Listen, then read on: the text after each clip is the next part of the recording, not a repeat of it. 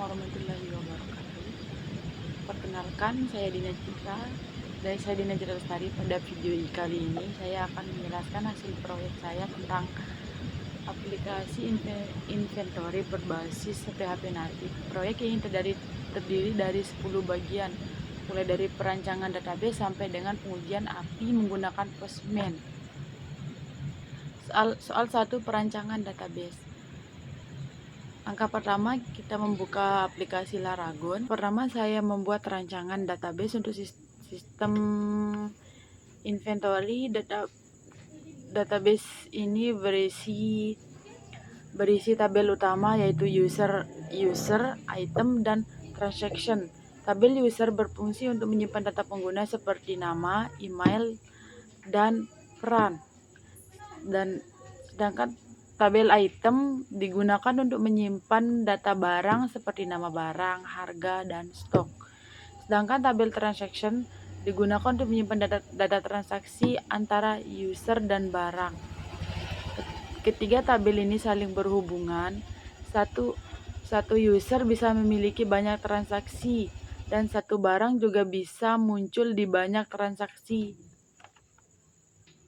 Dan di masing-masing tabel tersebut berisi 10 data. Selanjutnya, pada soal kedua, saya membuat struktur proyek PHP natif yang terdiri dari 3 folder utama, yaitu 1 folder config untuk menyimpan file koneksi ke database. Kedua, folder SCR untuk menyimpan file API seperti user, item, dan transaction. Dan yang ketiga yaitu folder public sebagai pintu utama yang menghubungkan pengguna ke API. Saya menggunakan fungsi mysql_connect untuk menghubungkan PHP dengan MySQL agar aplikasi bisa mengambil dan menyimpan data ke database inventory. Soal ketiga, saya membuat sistem routing sederhana. Routing ini berfungsi untuk mengatur arah permintaan dari pengguna agar masuk ke file yang tepat. Contohnya, ketika pengguna membuka URL dengan tulisan /API and /user, maka sistem akan menghantarkan ke file user PHP. Pada soal keempat, saya membuat CRUD untuk tabel item. CRUD sendiri merupakan singkatan dari create untuk menambah data baru, read untuk melihat data, update untuk mengubah data, dan delete untuk menghapus data. Selanjutnya, di soal kelima, saya menerapkan CRUD untuk tabel user. Namun di sini saya juga menambahkan validasi email agar setiap pengguna hanya bisa memiliki satu alamat email yang unik. Untuk soal keenam, fokusnya hanya menampilkan data transaksi dan relasi antar tabel. Di sini saya menggabungkan data dari tabel user dan item supaya hasil transaksi lebih mudah dibaca. Misalnya, hasil akan menampilkan nama user, nama barang, jumlah yang dibeli, serta harga total.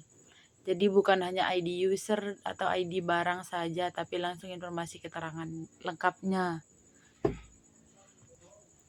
Soal ketujuh adalah tentang filter dan pagination. Fitur filter digunakan untuk mencari barang berdasarkan nama, misalnya mencari laptop, maka hanya barang nama laptop yang akan ditampilkan. Sementara pagination berfungsi untuk menambah jumlah data yang tampil di satu halaman.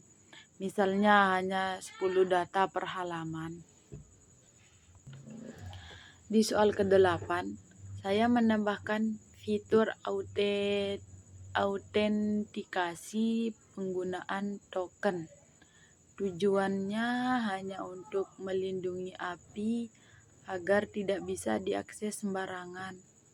Setiap permintaan dari pengguna harus menyertakan token khusus di bagian header, misalnya authorization bearer token 123. Jika token salah atau tidak ada, maka sistem akan menolak dan menampilkan pesan authorized. Untuk soal ke-9, saya menerapkan validasi input dan penanganan error agar sistem lebih profesional. Setiap kesalahan akan ditampilkan dalam format JSON yang rapi dan mudah dibaca. Contohnya, jika ada kesalahan pada bagian email, maka akan muncul pesan seperti email sudah digunakan. Dan terakhir di soal ke-10, saya melakukan pengujian semua endpoint API menggunakan aplikasi Postman. Setiap endpoint seperti user, item, dan transaction diuji satu persatu meliputi operasi get, post, put, dan delete. Jika hasilnya muncul pada format JSON dan statusnya sukses, berarti API sudah berfungsi dengan baik. Hasil pengujian ini menunjukkan bahwa seluruh fitur dari soal 1-9 telah berjalan dengan benar. Baik, hanya itu saja penjelasan dari saya. Assalamualaikum warahmatullahi wabarakatuh.